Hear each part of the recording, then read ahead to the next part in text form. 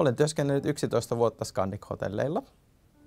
Aloitin Scandic Tampere Roosendaalissa harjoittelijana ja olen työlomassa edennyt sitten pikkuhiljaa esimiestehtäviin ja olen nyt vastaanottopäällikkönä Scandic Tampere Stationissa. Suosittelen Scandicia työpaikkana, koska Scandic edustaa todella hyviä arvoja. Ympäristöystävällisyys ja kestävä kehitys on mulle itsekin tosi tärkeää. Meillä on töissä kivaa. Työkaverit on tosi kivoja.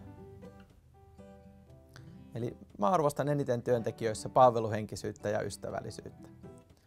Yhteistyökyky on tosi tärkeää ja joustavuus, koska työskennellään 3 vuorossa 24 tuntia vuorokaudessa. Henkilökohtaiseen kehitykseen Scandic tarjoaa tosi hyvät mahdollisuudet. Scandic on iso hotelliketju, joka kasvaa kovaa vauhtia ja se itsessään tarjoaa jo paljon mahdollisuuksia. Ja joka päivä mä opin itsekin uutta, ihan omassa työtehtävässä.